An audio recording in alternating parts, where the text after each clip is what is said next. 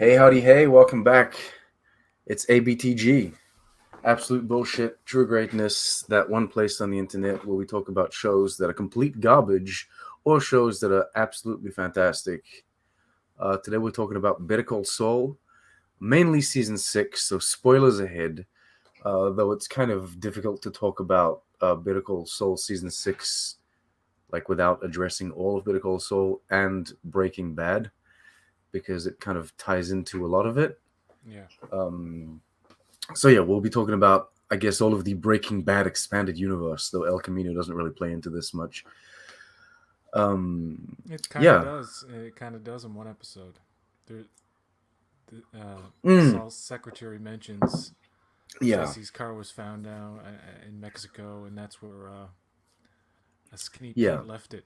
Yeah, Um, so I don't know how you want to address this. Do you want to go over like, I guess, part one and part two? Because this season was cut up into basically two mid-season blocks, and they hadn't really done that with Better Call Saul. And I feel like both of them are very different in their own right. I feel like, and this may be just me, but I feel like the first half was like the finale for Better Call Saul, and the second half was like a finale for like the greater Breaking Bad kind of like story. yeah. Um, It's pre Hamlin and post Hamlin yeah, world. that's it. Once Howard, spoilers. Once Howard Hamlin dies, that's when it all starts to fall apart from that Mm, point on. Well, and that and Kim leaving him, which kind of like makes him uh, less like Jimmy than he's ever been. Like in that episode where she's signing the divorce papers, and he's like, "So, Florida, why?" And she's gonna answer, and he's like, it doesn't matter. It doesn't need to make sense. He's very rude and distant, and then he has that line, "Have a nice life, Kim," and it mm, infuriates her, but mm. she doesn't say anything. And it's like, wow, he's Jimmy's truly gone now, right? It's all the trauma and the terrible stuff he's done.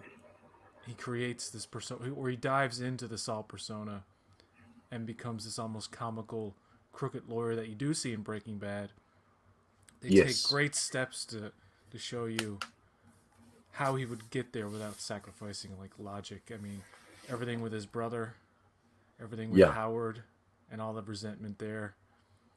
Especially how Howard has that moment in season 4 where I think it's season 4 where he thinks he's responsible for Chuck's suicide, Oh yeah, and that was a way back. Yeah, that was a while and back now. and Jimmy's just like, yeah, that's your cross to bear. Even though in the very last episode he basically admits to like it was through my actions that Yeah. that led to Chuck's suicide. Like, uh, man, there's so much in the show that just comes to mind when you talk about it. It's like such a brilliant show with so many great moments Yeah. Well, that all lead to the next moment. Nothing's for naught. Everything in the show is has a reason. yeah, the first two seasons, I would argue, of this show weren't as much like that because I don't know if they had yet kind of like decided that they would build it into what it was. It was kind of, I think, more self-contained in its style. So like season one and season two were kind. It was almost like a little, the little side quests of like what's Jimmy McGill and he's got a friend. She's called Kim. No, no, no. But eventually they really start building. And I have nothing against those first seasons. I know that some people originally they were kind of turned off, coming out of Breaking Bad, and then someone like, big fans of Breaking Bad when they initially started Better Call Saul. I really loved it from the get go. Um, but I have no problem with like how kind of different the first few seasons are. I think the very first episode, is one of the weakest episodes of the entire show, but it's still a good, like, promising start. Back in 2017, I didn't think it would go in this direction. Vince Gilligan and Peter Gould were always going to bridge the gap. They were always going to get to that point where Okay. he becomes Saul and there would be some Breaking Bad crossover. I don't know how much they had planned. I know Lalo wasn't in the cards at the beginning, and Peter Gould had to uh, convince Vince Gilligan to put Lalo in, because in Breaking Bad, when Jesse and Walt first kidnap Saul, which is revisited in the last episodes, you get to see more of that scene. Uh, he's like, "Did Lalo send you? Send you?" Yeah. And the way they get rid of that character and leave Jimmy still wondering, like, well, I thought he was dead before. How can I be sure this time? And even when he talks to Kim, he's like, Lalo's in the ground, apparently. Like, he's sure about everybody else, but he still doubts that Lalo Well, is because dead, right? arguably they had a very like. So not only did they have what is considered by many, many, many one of the greatest shows ever made, Breaking Bad, to like, I guess they didn't have to top it, but you're like coming after that, so it's kind of difficult. You have like the thing set up against you, right? But then Fring, there's like a villain that it became iconic. Everyone loves Gustavo Fring as a villain, and I think that Lalo is such a success as a villain. And it kind of came out of nowhere. I wasn't expecting it. Like eventually, there was this moment where I was watching Better Call Saul, and I was like, "Oh my god, this villain that they have, this Lalo Salamaga, he's amazing." And then in this season, you kind of get that final showdown between both of them, right? And so, of course, we know that And the Fring comes out alive. history and hatred between Fring and the Salamancas, Yeah, and yeah. So now it goes even beyond like his kind of horrible assassination or semi assassination of what's the old guy called? Hector Hector. Yeah, Salamanca. ding ding ding. Yeah, what a horrible person this Fring guy, eh? Ignacio Varga, or I mean, they're Nacho. all yes, and then Nacho. His plan with the pills to I knew, like, how, because you wonder when you see Hector in Better Call Saul, he's fully functional. You do see him in a couple of flashbacks in Breaking Bad where he's even younger. That's when he kills Gustavo's lover in front of him, Mm. and that's what the grudge is. Like, he hates Hector Salamanca because he murdered his lover in front of him. Fair enough. And I mean, they do a fascinating thing with his character. I saw some people complain about, like, what's this whole thing about Gustavo? Like, it's the last episodes, and Gustavo Fring is going to a bar and, like, he talks to a dude. Like, what's that all about? I'm like, that's to illustrate the point that no matter how much he wants to have a relationship, he knows he can't because of the people he's dealing with. ah, So, like, he's it's almost like telling the oh, audience, that's it. this guy is destined, not only destined to be alone because of who he is, but, like, he can't, even if he wanted to, because he's basically putting that person's life in danger. He doesn't want to fall in love with somebody and have them killed. And if you go to Breaking Bad past Better Call Saul, he's a much more of a vicious character. He looks a lot younger, yes. I mean, Nothing you can yeah, do about that. they've addressed that. Peter Gould and Vince Gilligan, they just said, like, what did they say? They said, like, either you do the CG faces or you don't, and they just didn't. Yeah, just They're who like, you know cares? what? These people, they're fat, they're old, it's fine. They're not supposed to be, but But he's really bad he's a in. 40-year-old, 20-year-old. Live with it. It's almost like when he deals with Hector Salamanca, uh, and, like, he says things in Breaking Bad basically that he, if you only saw Better Call Saul, you'd be like, oh wow, that's pretty fucked up. I didn't know he was that bad. Like when he tells Walter, I will kill your family, I will kill your infant daughter, and all this stuff. Mm, Like, that's the point in that show where you're like, yeah, this guy's got to go. And you're yeah. in that, and you're rooting for Hector then. When he's ringing the bell and the bomb goes off, and you're rooting for Hector. And in this show, you fucking hate him. You're rooting for Michael Mando's character Nacho, who's he's, aside from Kim Wexler, is one of the best. I mean, you have four characters that I really love in the show: Howard, Chuck, Kim, and Nacho. Mm. Aside from Bob Odenkirk, who was great, but like those were the creations in this show that they really did something with right up until the very last season. It was very Yeah. compelling, like the way Nacho goes out. And the one of the best parts of the first half of season 6 was those first 3 episodes where he's on the run, which were very like intense, and you didn't know what was going to happen. Yeah. And the way that resolved was fucking beautiful. And I really appreciated that, like this season, it gave everyone, it kind of gave everyone their finale, and it gave everyone like finality to their stories. Yeah, um and I appreciated like the diversity with which the stories were finished as well. It wasn't just like, oh, everybody dies, or like, everyone goes to jail or whatever. Like, you could have been like, oh well, all of these characters, they didn't exist in Better Call and Breaking Bad, so we just have to kill them. It's like, no, it's like they're addressed in very different ways. Kim Wexler ends up living on, and so we see her beyond the events of Breaking Bad. Nacho has that, like you say, he's got that intense chase that we live through with him, with like the most amazing, scene where he's going into the fucking truck there. What's his name? Lalo has that showdown with Fring, which is absolutely intense. It does feel like after that, it comes to like that mid-season finale with Howard's death there. Like, yeah. there's that mid-season finale. It feels like an end. It's almost like an end to Jimmy McGill, really. Like, the story Well, of Jimmy McGill ends at that kind of point, I I guess. think it was the when Kim says I was having too much fun. Hard cut to Jimmy and Brett with a prostitute. I don't know how many years. 2 years later. What is it? 2004. No, and it's really a So chic before, chic house. yeah, it's about 3 or 4 years later. All of a sudden, people say it's a 6 year jump. It's actually the show itself goes from most of the show takes place between the years 2002 and 2004. Mm, Then there was okay. a time jump to 2007 or 8, and then the black and white stuff is 2010 around there because Okay. it's like a year or something after Breaking Bad ends, and all together between the phone call that Jimmy has with Kim and the point when she left him was altogether 6 years. So it would add up 2004, 6 years, 2010.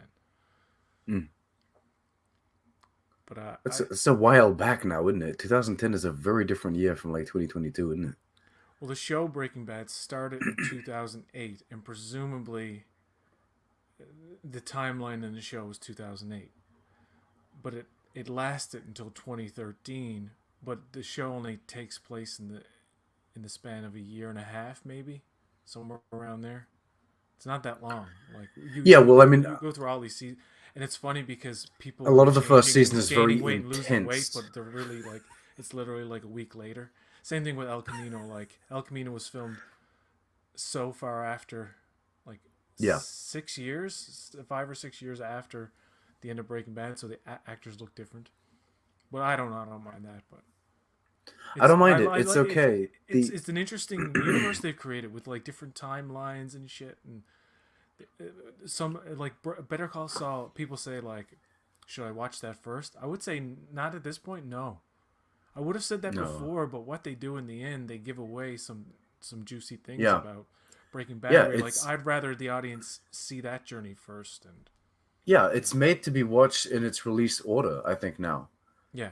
Um it's just like you have to. It's not to say you couldn't, but I mean, No, you no, want not to to say you avoid certain couldn't. spoilers. Yeah, But I also think that all of the black and white that they do, like that being like the present, or I guess post Breaking Bad, if you want to call it, all of that they do in Better Call Saul, it has more impact. I think if you've seen Breaking Bad beforehand, like to yeah, to go back into like the Saul Goodman character, and you're like opening on like the Cinnabon dude, Gene, he's making his cinnamon rolls. You're like, oh, okay. Like, it has more impact than if you just start Better Call Saul without having seen Breaking Bad. I'm not saying it wouldn't work. Do you know in Breaking Bad he says that the worst thing that could happen, I could be managing a Cinnabon in Nebraska, and that's where they actually I, put him s- for. I, s- I saw someone say that online. I didn't remember that he said that in the show, actually. Yeah, it's But he almost, okay. So Did he enjoy that job? To me, it felt like he was actually like invested in it. He was enjoying it. Like at the end, he has that phone call and he's telling like you got to take care of the shift roster. You got to tell the bosses they need to look for a new manager. He seems like very conscientious about the job, right? Well, it's very nice that he. I mean, he really didn't have to cut. All the Cinnabon people would have saw the news eventually and been like, "Oh, that's why. That's why Oh, that's Gene why he isn't back." disappeared. Yeah, But he because it's not Gene. he cares enough about the people he works with at Cinnabon, like to just let them know. But he was miserable. There's signs in the black and white flash forwards every season, like him fainting, him with the kid who hides in the pitcher booth, and he says, "Get a lawyer," and the security guard's like, "Oh, thanks a lot, buddy." You Mm. remember that? I vaguely remember that. He's sitting down eating his lunch in the mall. Kids, shoplifting. Okay. He hides in a booth, Okay. and the guards ask like, "Have you seen the kid?" And he points, he rats him out, but then he regrets doing that right away, and he says, "Get a lawyer." And but it's signs that like he's not satisfied with his life. And the very first time you see Gene, what is he doing? He's watching his old tapes. He's like longing for the life that was. Mm. And then when oh my god, what's the guy's Well, the name? the life What, that was what the what's life that what's the lasted taxi like driver's name? shit. Taxi I don't. driver, Better Call Saul. Jeff. How could I forget Jeff? Jeff and Buddy. Jeff and Buddy.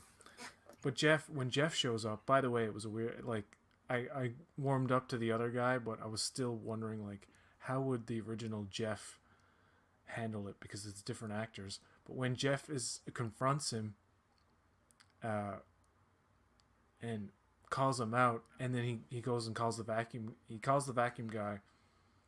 He realizes I don't know. You're wondering is he going to take care of it? Like is he going to take the guy out? Right? Mm.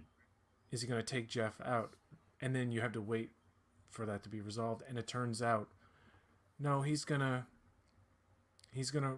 use Jeff to get back into the game, so to speak, right? And he knows Jeff will probably go along with it, and Jeff and Buddy do. And Buddy has that great dog who goes into houses with him and is completely quiet. Like I love that dog. And this whole scam that they run with the identity theft, Yeah. it starts with the mall robbing the clothes in the mall, but it's like no matter what Yeah. he He's wants the drawn to cash, he that wants life, right? prostitutes, he doesn't want the Jimmy McGill life, he wants that Saul Goodman life again. So yeah. Yeah. So, how invested were you in all of that? Like all of the uh, like Gene reverting back to Saul Goodman kind of thing, the plot line that they had going on.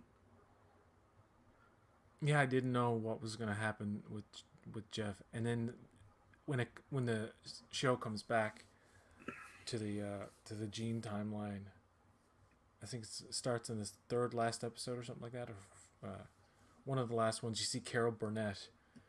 Now, if you don't know who she is, she's like a comedy legend. Had arguably the greatest sketch comedy television show of its time. It still holds up. Uh,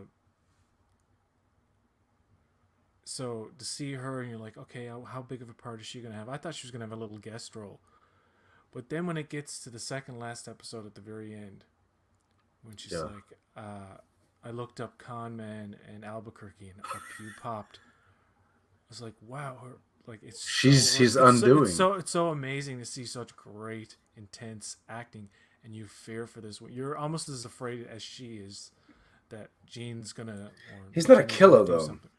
Hmm? He's No, not a no, killer though. but you gotta understand something. He's found out. She's like, okay, I know who you are, and she's very defiant. She's like, I'm gonna call the police now, and he's like, oh, let me help you with that.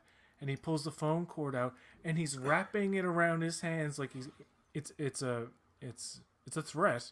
She Oh yeah. recognizes it, calls it out as such, and but I think he might have, but the part that kind of breaks him is when she looks him right in the eyes, and it's a very great. She's gonna get an Emmy. Uh, You think she's gonna, everyone's yeah, gonna because get an Emmy, right? For no, well, like no. this. Well, Emmys go to people who are really good and really effective in their scenes. And holy shit, looks at him and she's like, "I trusted you," and it's like her heart's breaking, and it totally diffuses him, Mm. and she says, life alert, and she's saying it all, and even in that moment, he's just like, "Oh fuck." And it's not. I like in the next episode, it's not long. They don't waste any time. Like if he's gonna be caught, just fucking catch him and get to the good stuff, right? And they do Yeah. that. And her very last line in the show is, "I hope they get him." And you're rooting against him at this point. I mean, I'm like, I don't care if he's caught. I want to see what happens now. I don't care about what happens to him at this point. After he fucking threatened Carol Burnett, America's sweetheart, you don't fuck with that shit. Like you don't do it. And the fact that they cast her, and she's not only a great comedic actress, very obviously she's a great So dramatic she actress. asked to come on the show from like some of the She was. interviews that I've seen. There's a story behind that. She was a fan of the show and she wanted to come on. Well, Vince Gilligan and Carol Burnett had the same limo driver, and he told Vince that Carol Burnett, he drives Carol Burnett, and she's a fan of Breaking Bad and Better Call Saul or whatever. Okay. And then at one point they just started talking to each other, and it's like, yeah, they got her on the show as as Jeff's mom. Well, I mean that's pretty cool. I wasn't as invested in, I guess, the like the Jeff little side quests that they were doing. Um, I wouldn't have done as much. Like I liked seeing how they robbed the mall. I liked seeing the process behind like doing the identity Identity theft or theft. like Yeah. all of that. I think that was really good. And I also like we were just talking about. I really appreciated how that kind of tied into his, I guess, fall, right? Like it's that and the trust, the mistrust plus the mistrust place that screwed him over. The misplaced trust. Yeah, yeah. But other than that, I kind of felt like some of the episodes were a little like slower in those final moments there. Before then, like the two final episodes, I think really picked up, and it was great.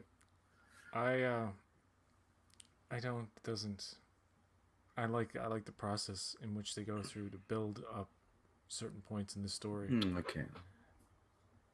Like that, you could argue that it was at the second last episode, the part where he's in the house and he's robbing the guy with cancer. You could argue that goes on like maybe just too long, and in repeat viewings, you're like, oh well, I kind of know what happens. I'm just going through the motions of like the slow, deliberate, like, will he get out or won't he? But that was brilliant how the cops are parked behind the cab, have Oh no my interest in the god. house, have no idea what's going on. They're just eating. What are they eating? They eating the fish tacos or whatever it is. Yeah, the cops complaining about like if there's no fish in the fish taco, and when uh when Jeff crashes his cab, cops He just like, has his oh fuck, panic we attack. don't He want has to his deal with freak this out. shit. I'm like fuck Yeah, there's this. like paperwork and shit to do. Fuck it. But see, That's a great comedic scene, by the way. That Jim, just that. yeah, Jimmy's hubris too. When he gets really confident with his schemes, his hubris really uh, uh, leads to his downfall too. Because toward the end, he's drinking. You notice he drinks. He's drinking a lot. So in that point, he's his judgment. Some of his judgment is being effective. You could argue that in the last few episodes, he's almost drunk like the entire time. Like they make it a point to show him drinking alcohol when Jeff gets arrested, and he's like, "Dad, I got arrested." He's drinking. Then he drinks before he goes over to Jeff's mother's house. Um, what was I gonna say? Trying to make a point. Oh yeah, the Albuquerque thing.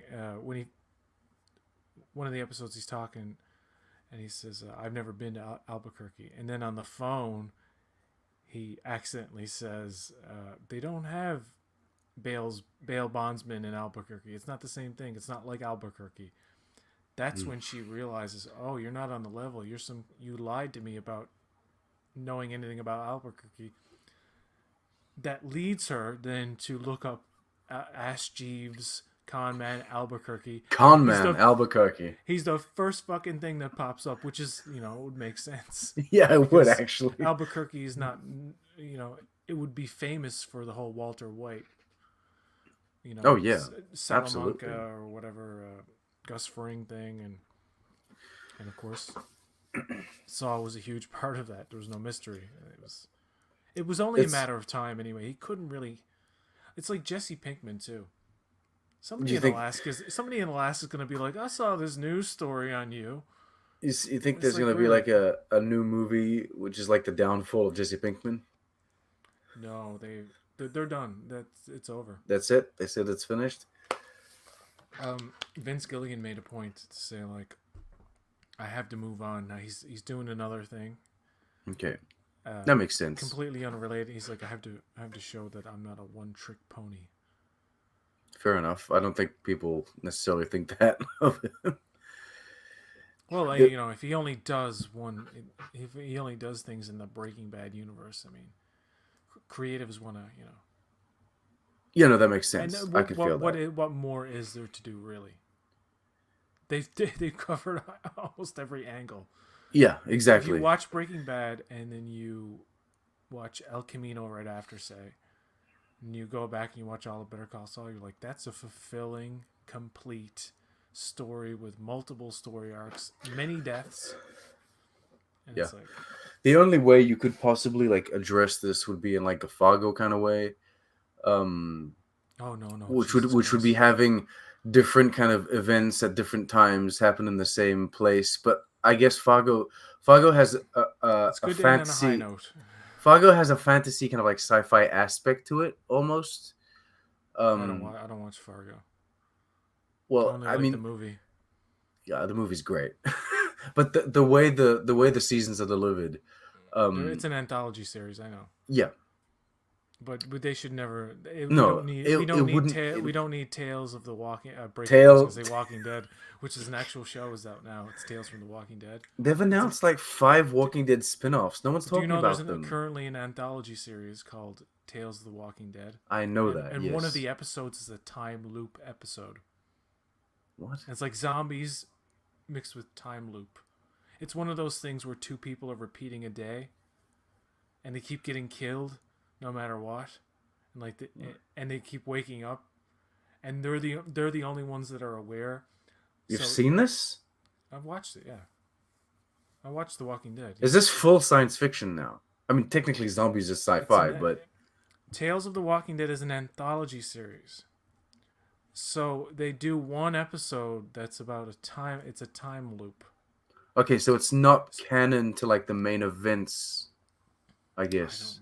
I don't fucking care Who what's who canon. I don't care who what's who canon cares? Who because cares? you got Fear the Walking Dead. You have The Walking Dead. I'm There's World sure Beyond, the World Beyond, which I couldn't get through one episode of that. and then they started the new. There's like the Daryl and Carol thing coming, right? And Michonne and Rick. Okay, Michonne and Rick. That's the show now? Wasn't that supposed to be like movies? There was originally supposed to be at least 3 theatrical releases with like Rick, and then they said no, we're gonna do video on demand movies. I don't know. No, well Let it the be AMC. Find something else. when what's his name? I don't know. The guy who plays Rick. What's his name? Uh, I don't know what. Why am I forgetting the names of actors? Rick Grimes. What's Rick his Grimes, name? actor. Andrew Lincoln. Andrew Lincoln. When he left, that's when they Love announced Actually. they're going to be making movies, because what happens in the show, spoiler, is that there's a time jump in one season of like a few years, and you're supposed to see Yeah. what Rick was doing in those years somewhere else. Yeah. Well, he flies off in a helicopter, basically. You Or know he how floats down a river / flies off in a helicopter. Yeah, I always wanted Breaking Bad to end or to spin off into something like a movie or something where the world is getting right. Like there's a big base. It's not because in every place in Breaking Bad where they go where it seems like it's oh, this is promising. The There's Walking always Dead, some you mean? deep dark messed up thing about the place The and it Walking Dead, all you mean? Yeah. eventually falls apart. Actually do a thing where like you have a secure good place, an actual functioning good society with actual good people and good governance, which will surprise the audience for one thing, but that's not the conflict. And at this point now, the walkers are the least threatening thing in the Oh, show. absolutely. It's Have like you always about the humans have you seen? and I made a video on this channel. It's called Cure the Walking Dead. I proposed making a show, call it Cure the Walking Dead, and it's literally about curing it. It would take a couple seasons. They would manage to find a cure, or they would manage to find some sort of way to live through it, and it would be like a happy ending, and the world becomes better. And it's just like then you can shut down your show. I think everyone would watch. Everyone would go back and watch that show rather than but I know, but the show is built on conflict all the time, so they always have to manufacture conflict. You there's know a that certain irony about like dragging the corpse of your show through like 12 seasons. You know what I mean? Like, 11 seasons. It's ending starting in October, and it's 8 more episodes, and that's it. okay. The last season has been the longest season, and it's been one of the best. Oh, really? Walking Dead was one of those shows like in the middle of the series it starts to get like Really? uh Is rep- good these last it's seasons? too repetitive on top of you know Okay. I'll I'm have to not go back. invested, and then when I got back into it, it took like a few episodes, and it's like, oh, this is actually not bad, and it gets better toward the end. Okay. Now, Fear the Walking Dead, 3 seasons, and I'm like, yeah, I can't. I'm hearing now that people that were clearly dead in earlier seasons have somehow survived. I'm like, I really don't want to go back and watch it now because there's one character in particular. I'm like, one of the last seasons I watched, I saw her actually. We saw her die. Well, Like there was no way the she was fourth, getting out of it, and it's like, anyway, you're frozen, Sean. You froze. Uh-oh.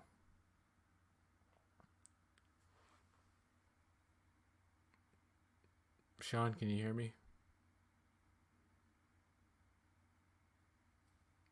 Well, I think Sean should go back out and come back in. See if that works. Maybe I'm frozen on his end and he doesn't know.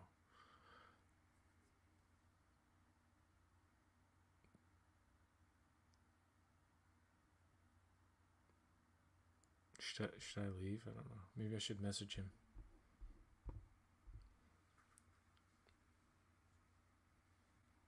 Stand by. what the hell? There you go. What the hell? I was booted.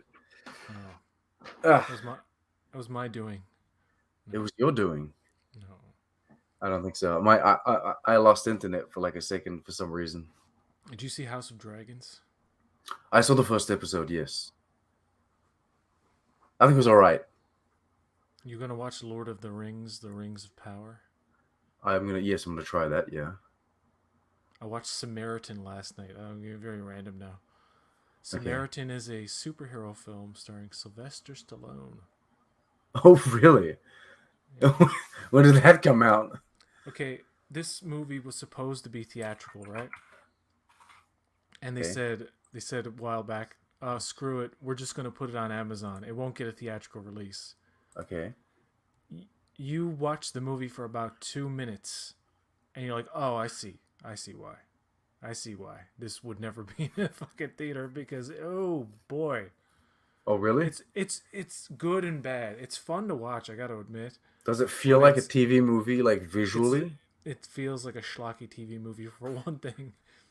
There's a stretch of road with the same stores that they must reuse. I don't know, like I don't know, 10 times maybe in the movie, Mm. and like all the exterior stuff is like the same four locations. Oh no. And there's supposed to be scenes where like a bad guy's rallying a crowd, Okay. and it's like tight shots of like little. It's very it looks like not much is going on the set, and they're trying to make it look bigger.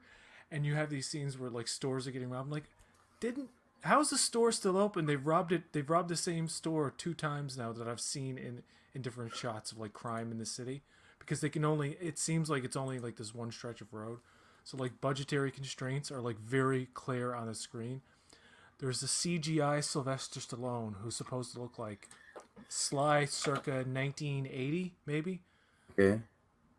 like young Sly Stallone, Okay. because in the movie he play the concept is there were two superheroes. They were twin brothers, right?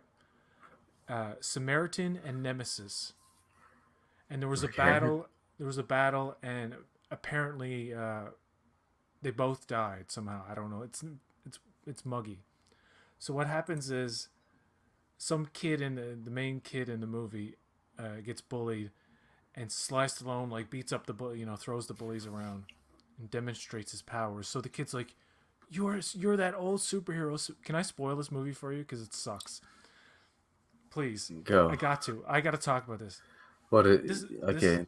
let's Are do we? this. Did Nemesis win? No, And no, no. so, like, you're This is cool. following. Okay. I'll never watch Did you this. So just go look up ahead. the? Did you look up the movie or something? I'm Did you looking look up at the the. I'm spoilers? looking. I'm looking at images. I Oh, see okay. Sylvester Stallone with a hoodie. That's it. Yeah, yeah. Yeah. That's what I got. That's it.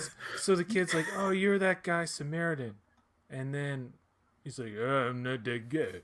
I'm not him. You leave me alone." And so anyway, it's the typical thing where he befriends the kid. He becomes involved in his life because he's having trouble with gangs and stuff. Okay. And the bad guy, who's the leader of the gang, is obsessed with his old Nemesis, who's actually called Nemesis. And he gets his mask and his like powerful hammer and stuff, and he wants to be Nemesis, and he wants to call out Samaritan and like finish what Nemesis couldn't, right? Mm-hmm. And at some point you're like, okay, I think Nemesis is still alive. And a guy played by Sylvester Stallone, which is his twin brother, is going to show up at the end and save Samaritan, right? Because Okay. it looks like at one point this villain's going to kill Sly Stallone, and it's like and the villain has some of the shittiest, hokiest dialogue you will ever hear. It's like cartoon level bullshit. And at one point the villain's like, I'm finally gonna kill the bad guy, or no, the good Oh. guy. He's like, Oh. he's trying to be Nemesis, right? He's trying to, because that was his hero villain when he was a kid. Okay. And then Sylvester Stallone grabs the hammer. He's like, "You keep calling me the good guy, but what you don't know is I'm the bad guy." And it's like, Oh "Oh, no! he's not Samaritan. He's been Nemesis the whole time." What? And I was like, "Wow, it was fun, but it was stupid." It's like schlock fucking. I can see people in droves watching this movie and be like, "Yeah, it was all right," but it's like the most base level action bullshit you can ever see. But it's some of the stuff is really good with Sly Stallone like running through walls and like throwing people around. So like when the action gets going, it's really quite good. But you can't deny that it's some straight to video bullshit. But at least it's not like depressingly bad like Catwoman or something like that. Sean, why aren't you moving? You're frozen.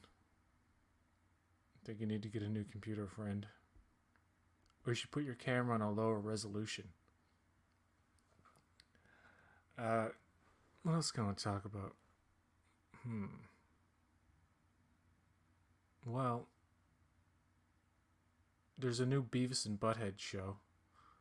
And one of the interesting things they do is they go into an alternate universe to where if Beavis and Butthead grew up throughout the 90s and the 2000s, what they would be old men modern day.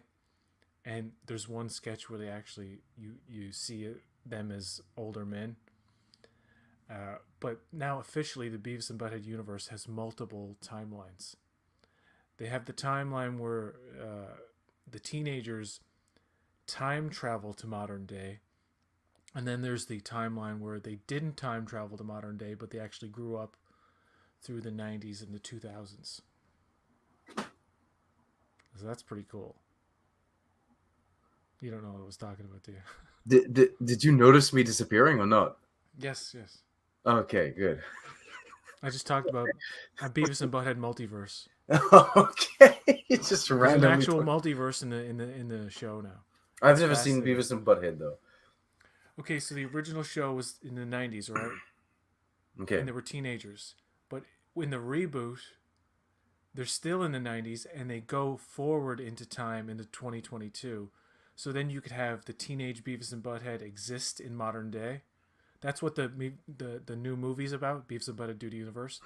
okay, And there are multiverse versions of Beavis and Butthead, uh, and they show an alternate timeline where, like, if you didn't time travel, there was another universe where you grew up throughout the 90s and the 2000s, and in 2022 you'd be old men. And they just address that, like, in the movie, like, oh, this was that was another thing. They don't really go into it. But then in the new TV show, the multiverse versions of the Smart Beavis and Butthead from the multiverse introduce a sketch, and they're like, the multiverse of Beavis and Butthead, we want to show you a story from a different timeline than the one in the actual show where they're teenagers in modern day. Now we're going to look at, like, what if Beavis and Butthead are old men in 2022, and they do an entire sketch about that. I'm like, man, like, this is how you reboot and refresh a show. You just don't do what the other two iterations did, which is like, like, they're actually expanding on the sketches. They're making them more slapstick. The animation's better. There's one sketch where Beavis goes on pills to make him less violent because he's always slapping Beavis around. It's like, shut up, idiot. And he's slapping him around. And he takes SAUL off or whatever, and he's popping these pills, and he becomes really nice and polite. okay. And Beavis can't fucking stand it. Like, it's driving him mad. Like, that his friend's not an asshole anymore. I'm like, man, this show's crazy. It's like it's one of those things you either, like, you get, or you're just like, I don't fucking know what this is. The worst thing about the new show is that they're commenting on TikTok videos and, like, really, like, uninteresting things. Before, they used to comment on the videos that were overplayed on Much Music or MTV, right? Okay. And there were always the weird videos, like Henry Rollins' Liar or PJ Harvey's swimming in the water, like these really obscure fucking weird things. But now they're, like, commenting on, like, some girl talking about her makeup, and Okay, it's so like it's like a viral video of some kind, like a trendy video of some kind. trendy videos that I've never heard of or seen. Like, just, Yeah, and because there's, it's not what you look. It's not what you look for. but I don't understand how anybody's looking for this at all. Like, they comment on videos that are so boring that, like, why even include this in the show? This makes no sense. They comment on one video of a plumber going and doing a plumbing job, and they're like putting a snake through a drain or something, and, like, the whole basis of that is like, ha ha ha, thing up a hole, like, uh a colon Okay. exam, and it's like, Again. that part of the show is less. It's weird. It's like that part of the show is not improved at all. It's actually become the least interesting part, and then the sketches themselves are, like, next level Okay. compared to the old show. I'm Anyway, intrigued. I'm going on and on. Anyway, so now that we've done your like overall things that you've You seen gotta freeze recently, again. no, no, I can't. It has to carry on. No, I want to get back to Better Call Saul, somewhat. Oh yeah, I forgot about that. It wasn't, in my opinion, the strongest season of the show. I think that like the strongest seasons were like kind of inverted to like I guess The Walking Dead. You were saying like The Walking Dead kind of like stalled in the middle there. I think that the middle of Better Call Saul was like the greatest for me because I when you're living through it, it's like really really intense. But honestly I think it was probably the best wrap up that they could have done for the show. Um, What was your favorite season? Honestly, I think maybe just the last one there, like season 5. Okay, yeah. My Um, favorite is 3 because that's the downfall of Chuck. yeah, that's really good. The single greatest scene The in the show. the court scene. That is the single like I will go back and watch that one episode and be like, Yeah, this. I think it his is. performance, right?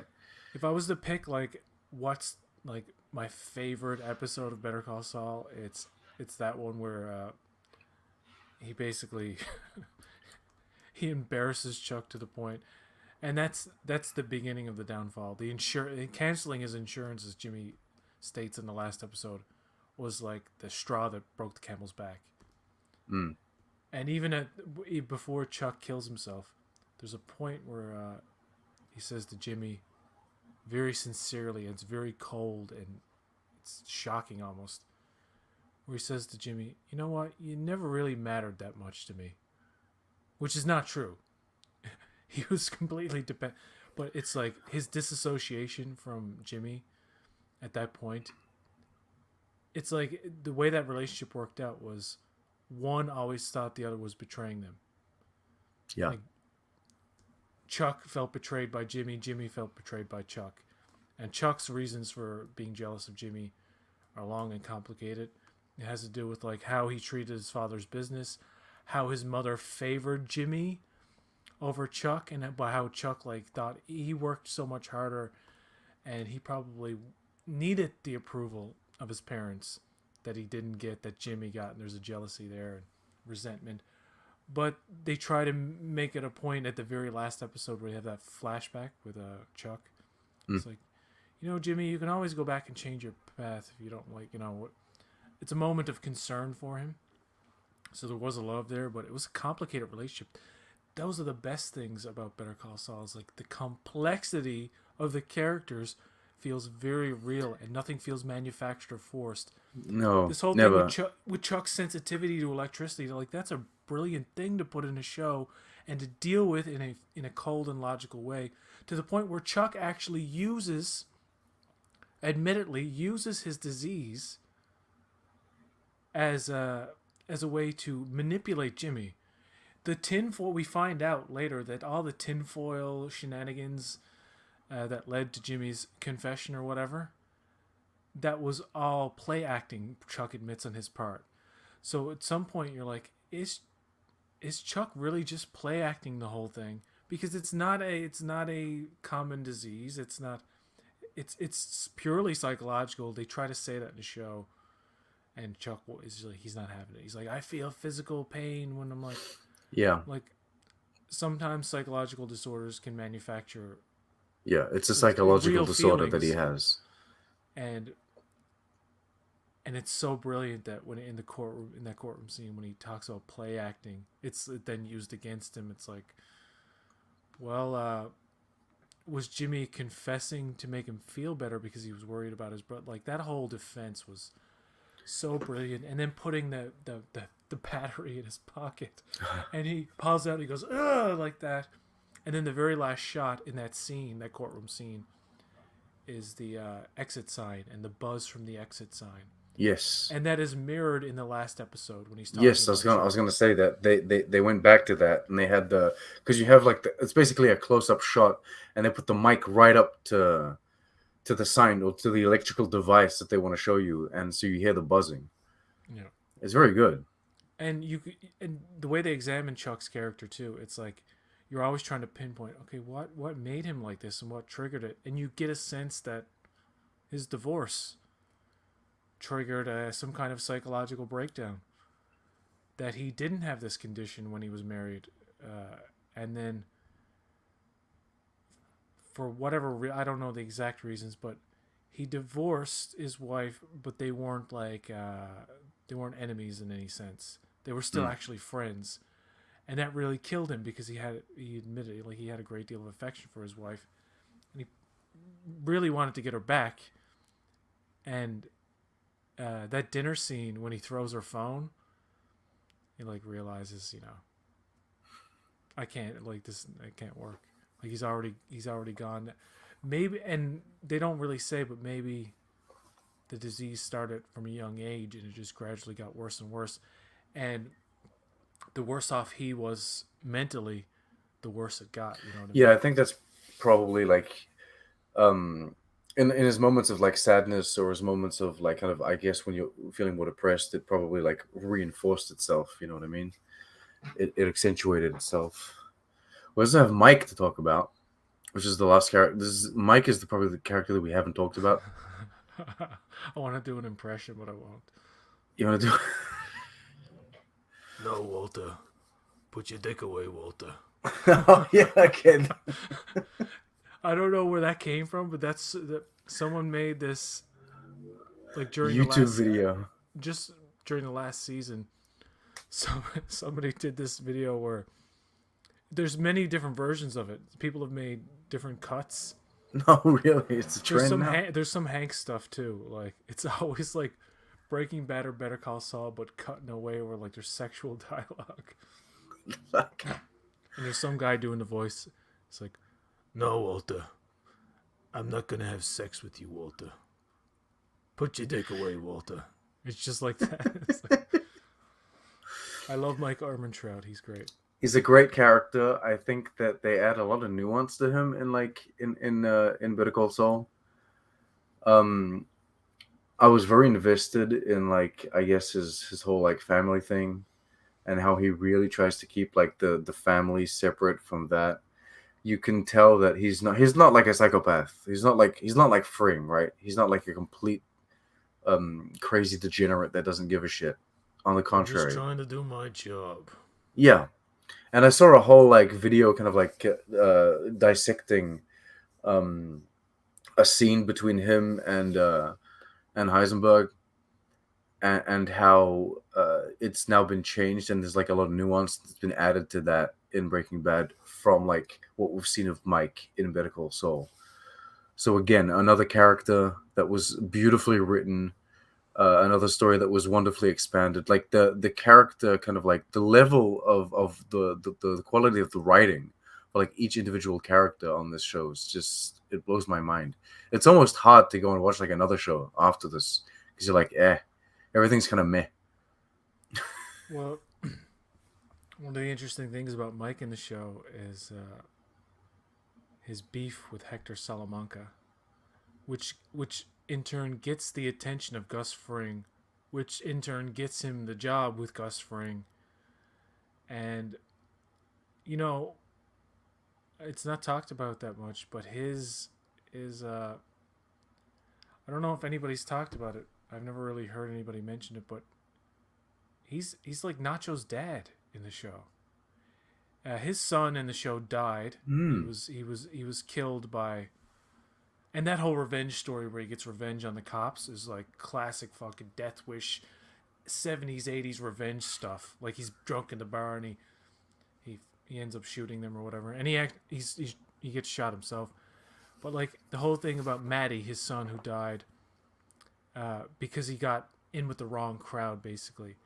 There's something about his relationship with Ignacio that reflects that, Yeah. and how he feels for his father.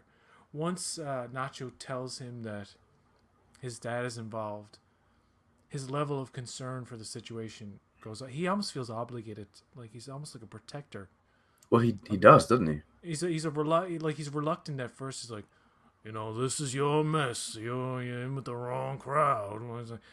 But he realizes that Nacho's just scared. Like he deep down he really doesn't want to do this, but he got caught up in a life that he can't get away. Even when he tells Well, it gets to be too much eventually. he tells Jimmy, once you're in, you're in. He's basically saying, I'm in. I can't get out. Now you. I've introduced you to Lalo. You're in now. That's it. You're a friend of cartel. That's it. And the greatest wrap up to Mike's story, besides the Breaking Bad thing where he's in Saul's office, and the very last scene where they flash back to the desert. Aside from that, the last scene with Mike is him talking to his father, and the father's Yes. like, "You gangsters are all the same." Like, it's just as It's a heartbreaking moment. Oh yeah, absolutely. Like your But son's he feels gone. the obligation to call Yeah, him and tell him. He protected him because when they were raiding the apartment, when they were fixing it up, whatever it is, like there's the what is it like the passport? It's his father's passport. He takes it out. yeah. Uh, uh They yeah, they they set it up so that it looks like he uh he took money from this other mm, gang or whatever. And yes, the protecting of his father, like when Nacho was on the run and he calls his dad at the service station, it's like it's it's some emotional stuff, man. Like they really get you where the feels are, oh really? and and I swear to God, I've never felt so bad for a character as his dad. Like when he meets Hector, and Hector's this is like a previous season, I think, or no, it's season 3 or 4, where he's giving his dad the money, and his dad doesn't want to take it. Yeah, Excuse me. And Nacho's very scared, like, Dad, just cooperate. And then he's talking to Hector in the parking lot, and Hector's like, I don't trust him. That's the moment when Nacho's like, I gotta fucking take care of you then. yeah, Like you're telling me straight, you Hector Salamanca, one of the most dangerous gangsters in North fucking America or the continent or whatever, are saying you don't trust my dad. That's code for I'm gonna kill him if yeah. he looks at me funny. He's gonna get whacked. And that's the whole thing with Nacho. Like, I got to protect my dad. I got to protect my dad. And it worked out in the end, and he sacrificed his life. He's one of the most sympathetic gangsters you will ever see in anything. I agree with that. Yeah, Ignacio Varga. yeah. Well, you get very attached to him, don't you? And he's kind of the audience's window into the cartel, I guess. Like I'm not gonna say he's you experiencing the cartel if you were to go there, but like, Well, he's like the everyman. He almost represents like the audience in a in like a yeah, tough situation. You're he they don't show Nacho do anything that makes you hate him. Even in moments when he has to beat up people that don't pay him, mm, because Hector calls him out. He's like, who's the boss here? Like, is it you or that guy? And he's like, okay, I gotta go and beat this guy up. He rips off the guy's earring or something like that. Like just these moments where he has to show that like he's gangster or whatever for show. He really doesn't want to. He doesn't like violence. That's the thing about him. It's such a weird. It's a strange character. He's like how did he get he's into this thing in the first place? They don't show that, do they? Like when we arrive in he like season tells one, he's Mike a already in story. there. He tells Mike a story about who's the crazy guy? The The crazy crazy guy. the crazy guy who beats up Mike. Tuco. Oh, Tuco, the guy And he that's in tell prison for all of Better Call Saul, but gets out by Breaking Bad. Is that it? yeah, he spends about 6 years in prison, yeah, something like Mm. that. When he tells the story of how Tuco didn't trust some guy and he like blew his brains out and parts of his skull are still in his shoulder. That that moment basically put the fear of God in him. That okay, I'm fucked now. Like I can't get out of this if I wanted to Mm. because I'm gonna get my brains blown out or my dad's gonna suffer. They're probably gonna the one point where they take him to his dad's place in the car, and the guy just walks in, and you're like, oh my god, is they're gonna kill Nacho's dad in front of him? But it's just a warning, and like the fear in his eyes. It reminded me of the scene in Breaking Bad, spoilers, where Jesse tries to escape, and then they take him to his ex girlfriend's house, and Todd just blows her brains out in front of Jesse, and he's in the car and he can't do anything about it. I thought that was going to happen, and it was going to be like a reflection of that scene where this is where Gus Fring isn't messing around, so he's going to kidnap uh, Varga show. Like, Yeah. you mess with me again, but really, what the way it works out is that He's not at that point yet, though. Fring isn't not like that yes, nuts yet. but it turns out that Fring is smart enough to realize that Nacho is actually very valuable to him, and even especially when he catches on to like, oh, you're the guy who fucked around with the pills, you know, like he knows that, and how Mike at Mike in the very end makes sure that Fring doesn't screw him over. He reminds him, is like, listen, this guy played ball. Like he did what he was supposed to do. I know we're ruthless, fucking despicable gangsters who backstab at every turn, but But there's a limit to this bullshit. We really have to like honor him in some way, and the least Mike could have done was protect his dad. And it the way that resolves itself is so brilliant. Gus Fring would have killed him. Like he would have just like, I'm just gonna take care of him. I'm gonna yeah, kill him and his dad, because he even hints that like, let's get his father involved to get him to cooperate. And he's like, Mike's like, you don't need to do that. He's playing ball. You're not gonna do that. And the guy's like, you're defying Fring, and he puts the gun to his head. I'm like, wow, it's intense. Who, you know they're not gonna tie, but you know, still. yeah. Mike always feels like this guy. He's like Mike is Gus's number one man at this point, but he always still feels like the outsider because everyone else is just like they're all yes men. They all follow Fring. They do what Fring says. Hey, you got to do this. You got to do that. And Mike's always like, yeah, you don't got to do that. You don't got to kill him. So he's always the one that's kind of like going against the grain in some sort. He always feels like he's the one that really is pushing against Fring. You know, one of my favorite Mike moments that always comes to mind when I think of like good Mike moments. Okay. It starts with the episode where he's in a group chat with survivors of, you know, what is it, grief counseling or whatever it is. Okay. And the episode opens with no context, Mike just saying, well, you asked, or something like that. And then throughout the episode, you learn that there's a guy in the group who's full of shit. He's made up a fake dead wife. The stories are inconsistent and they keep changing, right? Mike is the only one in the group because he's got the detective mindset. This guy's not on the level, and he tells the woman, his friend, in the cafe, he's like, this guy is lying. And anyway, dude's telling another a sob story that is made up. Mike knows it. And Mike grunts or he sighs or something. And they're like, what do you have to say, Mike? And he just calls the dude out on all of his bullshit. Your stories are inconsistent.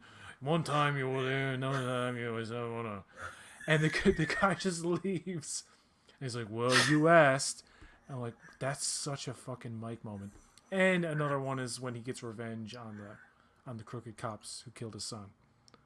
Like, they devote an entire episode to that, pretty much, almost, Mm. or at least a good chunk of that episode. But I got a little sick of his daughter-in-law, though. Maddie wanted this, and Maddie wanted Maddie this, and I'm like, if she says the name Matty one more, it's like her identity as a character became uh, Well, Maddie's widow. Maddie's widow. she's more she's more a tool that's kind of like she's like a necessary evil per se. Like basically the relationship that's interesting is him and his granddaughter. Right? And it's just like they Who's, needed by to the way, been be played by 7 different like actresses over the years. oh really? Well, she's always been the same, around the Oh yeah, same she's age, all the same age, so and you like need to years have passed. mm. No, but they needed an adult, like they needed a parent in that dynamic because it can't be just like he can't just come and take care of like his granddaughter and then leave and then she's like 7 or whatever it is at home. So they needed a parent in there, but like she serves the purpose of being the parent. That's it. That's really all there is to it. And she's like the concerned mother, you know.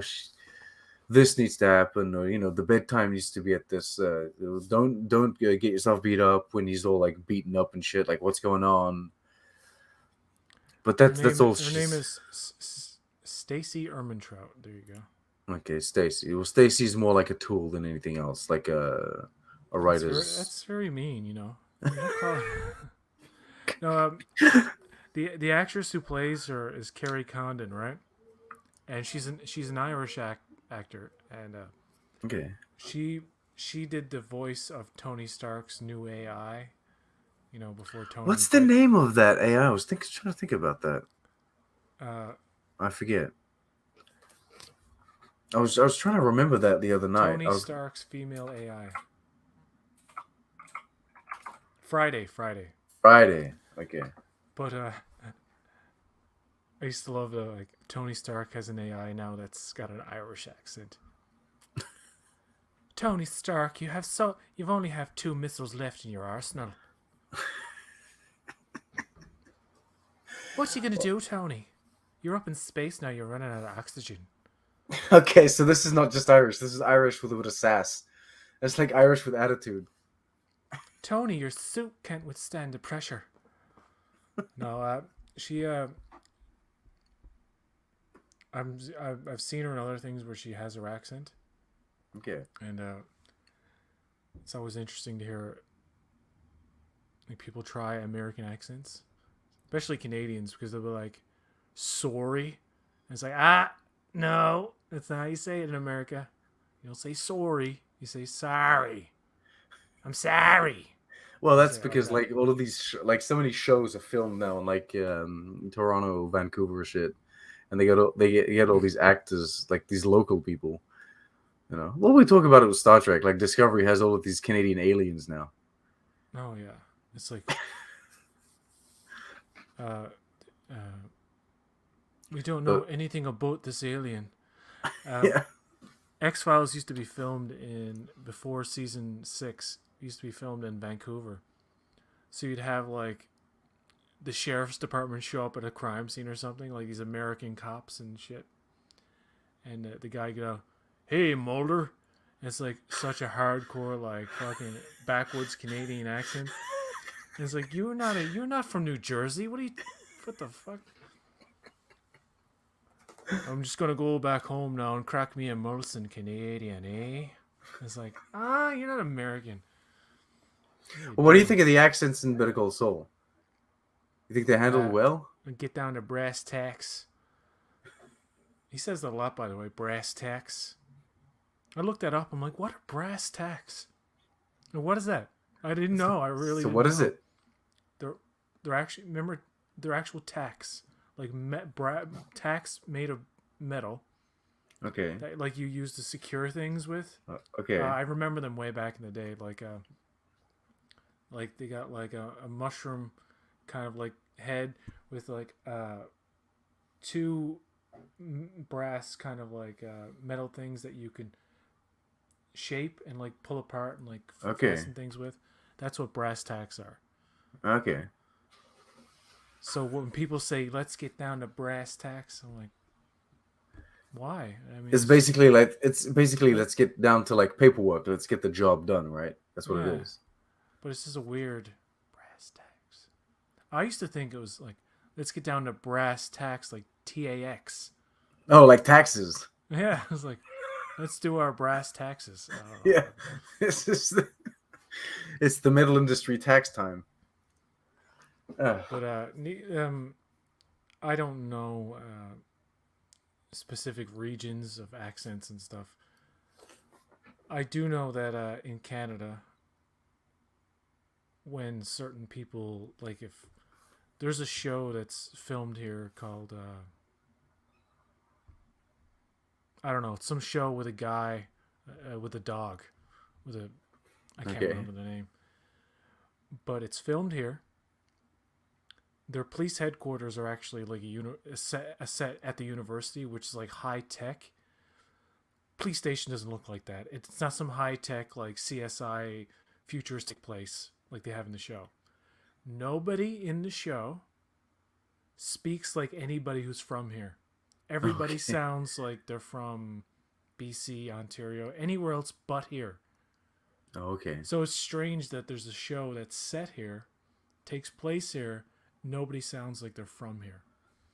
But wouldn't they? But So no what's one tries to do the accent too. Would it be worse if they were trying to put on the accent, but it wouldn't sound good? it's always been a tricky thing. There was a show here called Republic of Doyle, which uh, Russell Crowe actually did a guest spot. Scott Grimes was also in that Oh, episode, oh wow. and Russell Crowe tries to do a Newfoundland accent. It doesn't have very good. Okay. It doesn't sound natural at all. It just So, sounds weird. I guess you're better off just not trying to do an accent if you can't really nail it, because like the terrible English accents that like the American actors try to do. Malcolm McDowell plays the like a Newfoundlander, old Newfoundlander, right? Apparently. Okay. Now you could. Apparently, This is set in the allegedly. but accents are difficult. I Yeah. understand, but he did this thing where he sounds like an Englishman trying to do like with a bit of an Irish twang. Okay. They don't explain in the show like, oh, he was from England, because a lot of this is set in the 80s, right? And it's not uncommon that like your grandparents or your great grandparents are probably from Ireland or England. Oh, Like okay. my great grandmother moved here in 1919, lived here for 70 something years before she died. 70, 80 years, something like that. Most of her life still had an English accent. Like it never Okay. went away. So Like the you could, kids could easily pick up like remnants of that accent. yeah, and it's, or you could just like it fades, but it doesn't completely go away. Mm. It's weird. It's like you could hear her talk like this, like you could hear it. You could hear the British, and it was like, wow, she's never lost it all those years. But yeah, accents are tricky. All right. Well, I think we're gonna end it. Better Call Saul is an amazing show. I highly recommend it. Let's pull up our little. I don't know. Are we doing an absolute bullshit true greatness for like the show in general, Yeah, the whole show. Why the not? whole show, or just Well, season six? it's over now, so It's it's over now. It's gone. Let me pull up this file here if I can find it.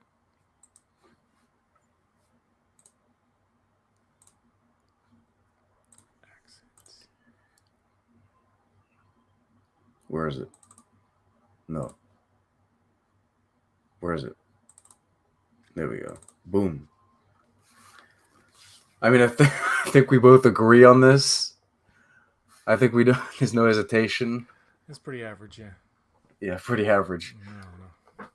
It's true greatness, right? It is, yeah. I think it is. If you're gonna call anything true greatness, you might as well Might call as well go for something that's this. truly great, great. Yeah, absolutely. I think it's one of the best shows I've seen. I can't claim it's the best show on television. I haven't seen all the shows that exist on television. But if anything has to be true greatness, I mean this definitely deserves the spot. It is It's a like the great opposites show. of Inhumans. It's like the opposite and Well, the Defenders. defender. You know, No, it's absolutely fantastic. Like season 6 is true greatness.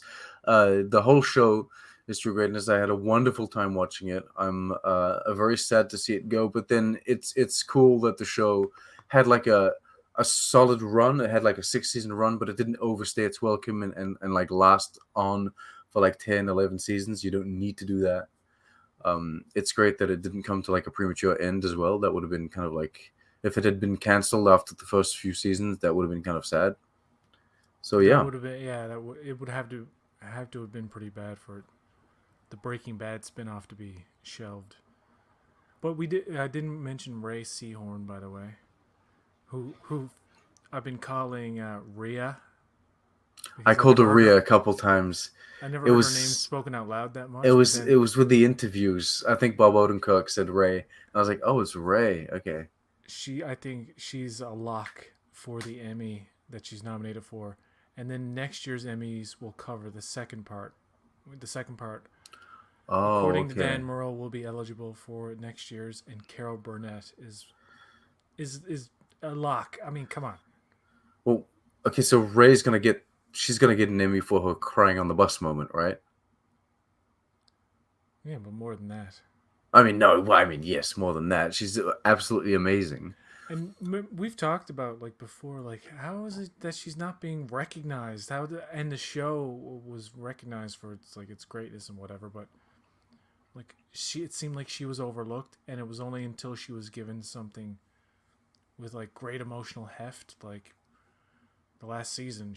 It's the most acting you see from either one of them, right? So Yeah, but I am surprised to not be seeing like more of her in other things. Like you'd think that even she has a even series about a bar that she created. It's like a bunch of shorts. It's all set in a bar. It's not. but I mean these are great actors. Give them roles. Goddamn. Well, they're moving on to other things now. The Bob Yeah. Odenkirk has a new show. Ray Seahorn is probably going to be in high demand. We know that Jonathan Banks can get a job anywhere he wants now. He was a bit player for a while. Like he would always show up in minor Mm. parts for years, and he never They got slept his on big break until he was elderly. Michael Mando. So Nacho. They gave him like that small post credit scene in uh in the first Spider Man from the MCU, Oh yeah, Michael and Mando. I don't know. I don't know what he's and doing next. and then they just He like could he could potentially come back as Scorpion, but if they're yeah ever gonna do any they more, never but did. I hope, yeah, give him like a score, but don't Disney Plus him. Give him a movie, or like let him be part of a movie, I guess. All right. Well, thank you guys so much for watching. No one who watched, but maybe people who oh, watch on the Sarah watched. replay. Sarah Yeah, watched. yeah. Wife on They the Tube came by, but she hasn't seen the show. Well, she's seen Breaking Bad, but she hasn't seen Better Call Saul. So she got very angry at Heisenberg. She detested Walter White throughout the entire run of Breaking Bad, which I guess is valid. Um, you know, he's not a good. He's not a good. he's not a good character, and he becomes even more despicable as time passes. So I think that that was successful.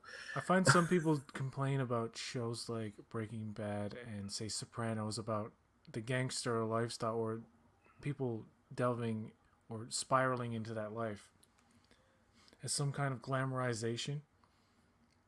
I've yet to see anything I have yet to see anything in The Sopranos or Breaking Bad that says to me, "Oh no, this is a good path." Oh yeah. Well, not. Pe- I mean, Somebody complained about like people who watch Sopranos, like if they're I haven't seen glamorizing Sopranos Tony yet. Soprano. I'm like, that entire show is about how you can't compartmentalize horrific acts and then so be a normal family person or I go to haven't therapy seen and talk about Sopranos yet, your but petty feelings and then completely separate that part of you what that about? like murders and maims. It's not a good life. They don't there's nothing in these shows that say we're making it look appealing. Yes, people in that life have lots and lots of money. You always notice how they're sitting on mountains of cash, and what happens to them? They get arrested or fucking die. Like, Yeah, they never. how is that any promotion of that? But anyway, Yeah, yeah. Well, we started Peaky Blinders recently. oh really? Yeah. A Um. lot of unlikable characters in that too. Oh fuck! Like, yeah, God. Like, I mean, you follow Tommy, but like, he's not. No one's good. Yeah, There's very few good I've yet to get into characters. that show. I watched a You bit know, of it, well, but like, there's very few good characters. Be it like even in the cops, and anyway, it's just horrible. it's But like no, Quentin there is Tarantino no. said on his podcast. They were talking about movies, and there was a girl on with them talking about this character wasn't likable. This and she's talking about character likability of characters, and Quentin Tarantino was like, "What the fuck are you talking about? All this likability stuff? You don't have to like a character; they just have to be interesting." I'm like, that's Yeah, true. You can yeah, watch a show where like you really don't like anybody, but if they're like Succession, I think that show has nothing but shitty characters in it. Like I don't see one character that like I would love to be around or be a part of their life at all. But they're interesting characters. They're all shitty but interesting characters. That's what. yeah. That's what it is. If you look at it, Walt Jr. in Breaking Bad is probably Hank Schrader and Gomez. They're like the only really good ones in the show. Yeah. Yeah, well, everyone hated uh, Walter's wife. I remember back then it was like a big trend to hate Walter's wife. Really? Yeah, I remember that. But I mean, and his kid's doing the best he can, right? Like, I mean, there comes a point where your father's like a horrible, horrible person. His last conversation with his father too was just like in the school when Walter calls him. He's like, "You killed Uncle Hank, you piece of shit. I hope you fucking die." I don't want your Like money. that was his very last conversation with his son. You do all this shit for the money to leave like your family money because you're gonna die, and then they don't even take it. They don't want it. I wonder if Fuck you. I wonder if the money actually got to them after, like in the trust, because we know Skylar got a deal of some sort, Hmm.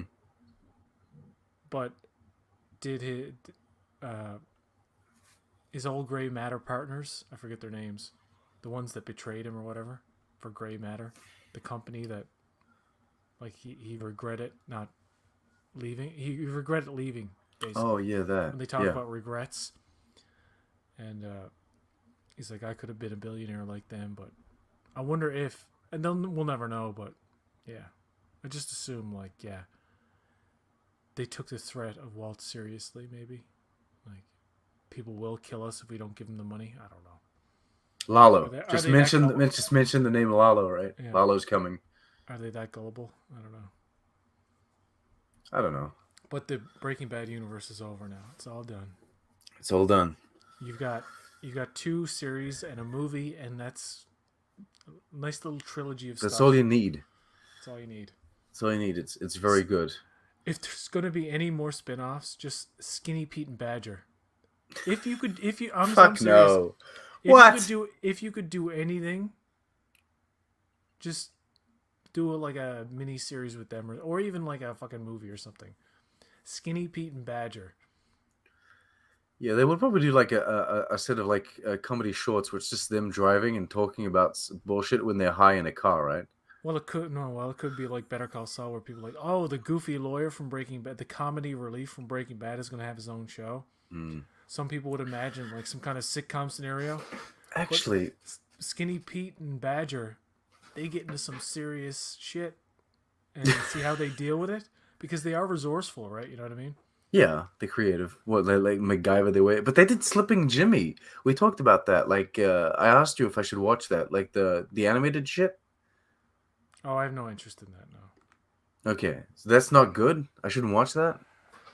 What I is it? don't know if anybody should watch it or not. I'm just not interested.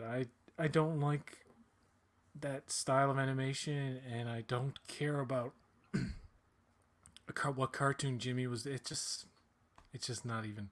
That's probably Okay, the one thing in the Breaking Bad universe I haven't seen. I might go back and watch it. I don't okay. Well, have you watched like the animated The Boys?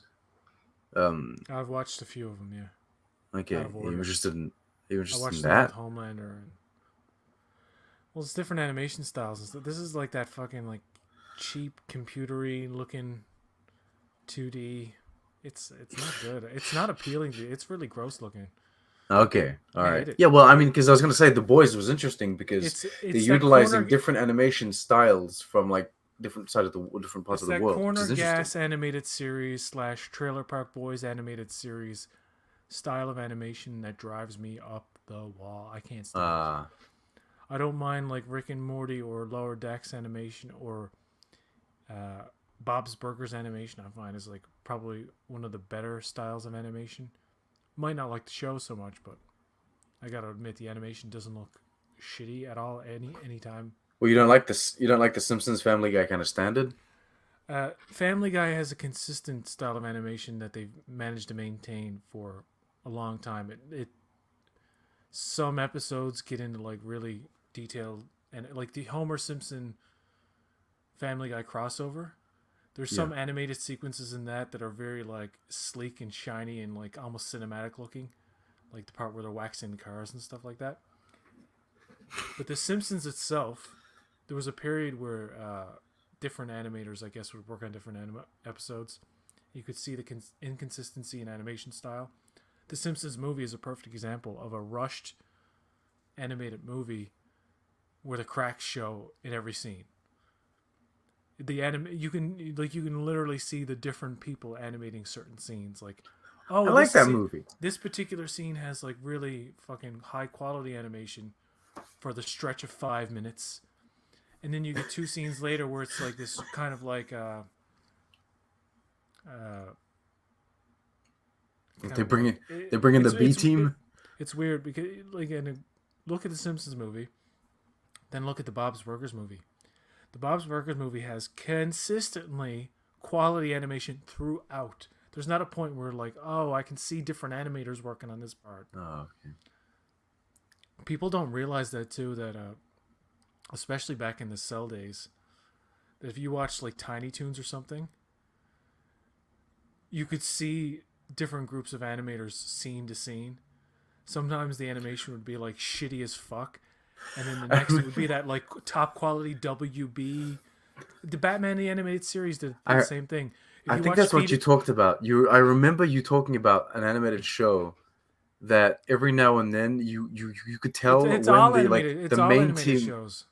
went on vacation or some shit. It's all everything. The best animation direction is the kind that you can't see different people working on. Batman the Animated Series, where they churn out so many episodes, they'd have different animators work on part one of something, and then part two would be like a different group. Feet of Clay is a perfect example. The first part of Feet of Clay in the Batman animated series has like I wouldn't say cheaper, but like less talented animators working on it, where like things aren't moving as smoothly, and it doesn't have like like that good geometry and animation that they have. You go to Feet of Clay Part 2, that entire episode is one of the best animated episodes of any TV show you will ever see. Oh The wow. difference between the quality of the animation between parts 1 and 2 are night and day, and it drives me nuts that people can't Wow. see it. I'm like, you don't see how fucking good the animation is in like Feet of Clay Part 2. You got to watch that. It's fucking good. Okay. Part 1 is not even worth watching because it looks so crappy. Even I need the setup. even the character designs of certain characters, it's almost like they look a bit different too because Yeah, it's that weird. the first time I noticed something like that was when when I first got Disney Plus when it came out, I was like, oh, I'm gonna rewatch all of Gargoyles. So I rewatched all of Gargoyles, and then all of a sudden you're watching this episode, you're like, that doesn't look like him at all. Like he's completely fucking different. Like the proportions are wrong, his claws are small, like everything is weird. And then you realize you're like, oh, okay, so this must be like the replacement team. They come in and they do their best, but it's kind of janky. It's got like a jank to it. Like Well, this it's just it back in the day. It took about 6 months from start to finish to produce an animated episode. So what you okay. have is episodes one, two, the first four episodes, or the big kind of TV movie that they have at the beginning of Gargoyles, is all very well animated, Mm. and then you'll get some that are not so, and then it'll go back to like, oh, this episode has the good animation. Yeah. It's just because they were all working at it at the same time. Like, Time constraints, basically. Yeah, they're producing and the episodes at the same time, and the yeah. further along you go in that show, because Gargoyles was a show that was released daily. I couldn't imagine like the work, just the amount of like employment to get all these episodes. But the further along you go in There's that so show, many episodes in those seasons. the further along you go, the more consistently the animation is that lower quality. Like you'll still get the occasional episode that has like the good Disney or the good, but it's weird. Well, then you eventually It's get to not so what much a they problem anymore. You'll only see it in no. it's something about the digital draw. They can somehow keep it more consistent now. Well, Maybe that helps. especially with like streaming. You know what I mean? Like you're not releasing these episodes. Like you can take the time to really perfect, I guess, finalize these episodes before you release them. Of course, there's always going to be like little mistakes, that kind of stuff. And But where yeah, character models are digital and the like everything's kind of like programmed. It's not, some of it's actually drawn, but some of it's actually just programmed. yeah, okay. Uh, you don't have, It's not like frame by frame manual drawing. Not as much anymore, no. Even though there is that still. Well, they do that in certain like moments, I guess, to emphasize, the movement or what's happening. Mm. But yeah, so like it's not so much dependent on like the individual talent of each individual like working on it as it used to be, because not everyone like can draw exactly the same thing the same way. Yeah, and then the same movement too. Like that's why the Simpsons movie is such a great example where Mm. you can see where like there's a scene I'll where go they back and go. watch it. There's a scene where they go to Alaska, Okay. and the Are worst you talking about the Epiphany? the worst animation happens. It's like the one part in the movie where it's like really not good, and it's where Bart gets drunk, and they're in the room, and Marge confronts Homer about like everything, and it's got this weird wispy kind of like movement to it. It's like that's not consistent with the fucking previous scene. What's going on here?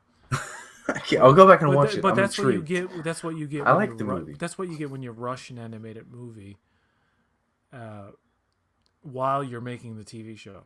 Bob's Burgers didn't do that. Bob's Burgers had a lot more time to Mm.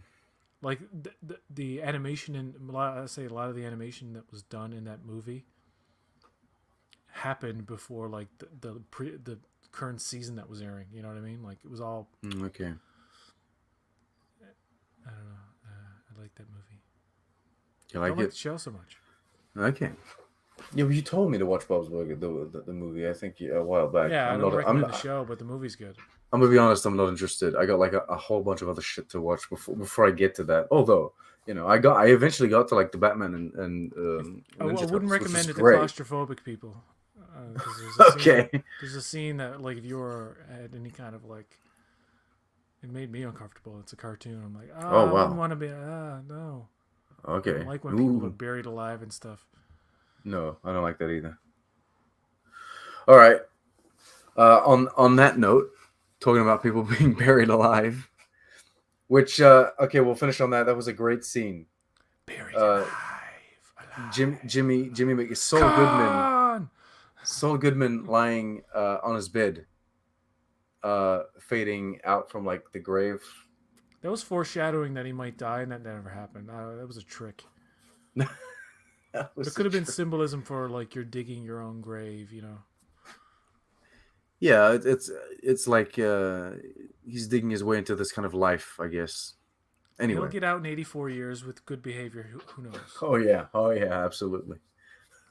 I've heard criticisms about the ending where people are like, why did he do that? It's so stupid. I'm like, Vince It was Gilligan very explained. meaningful. Well, he explained as he must atone.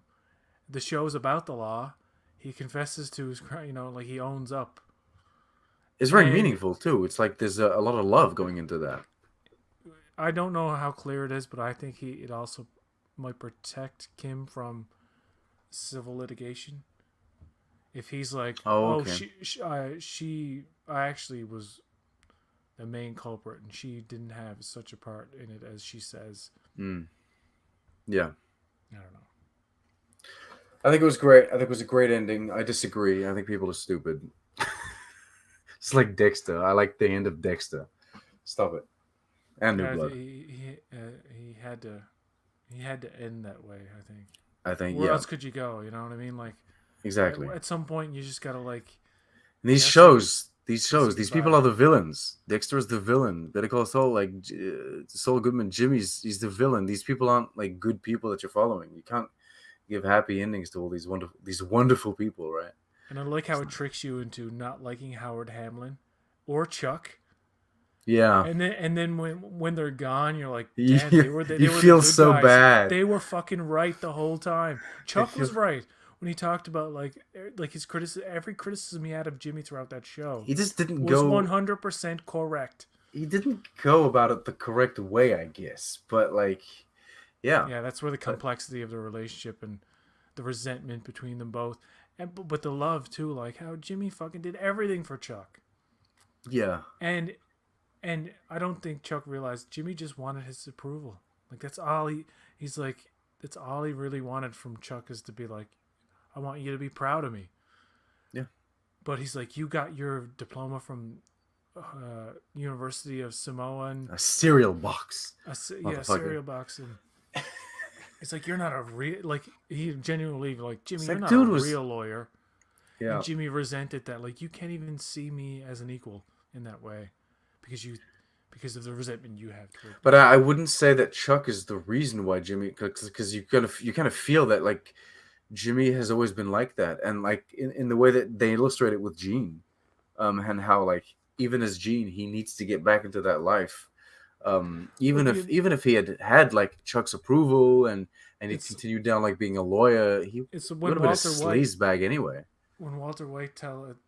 uh, when Saul tells him the story about slipping Jimmy and how he hurt his knee in Mm, that scene with Walter White. And Walter White, the last thing he says, he's like, "Oh, so you've always been this way." yeah, And it's like, yeah. yeah. And Chuck knew it, and Chuck like, you're always gonna be slipping Jimmy. And Jimmy was all like, "No, I want to, And he tried. Jimmy tried, and he just couldn't do it. Well, that's the statement, isn't it? Because at the end, basically, what he does for Kim, or like, is that kind of like he's no longer this way, or he's less? And something Because about in instead that of trying last to like episode, he get, thinks he has the 7-year deal, right? yeah, And then he's like, 'I seven years. want that fucking ice cream, so I'm just gonna.' What about the Howard Hanlon thing?" And they're like, "Ha ha ha, no. Kim already fessed up to all that." There's a moment that's where he is something you don't quite know it at the time, but something changes in his mind. He's like, and it's like he told Kim.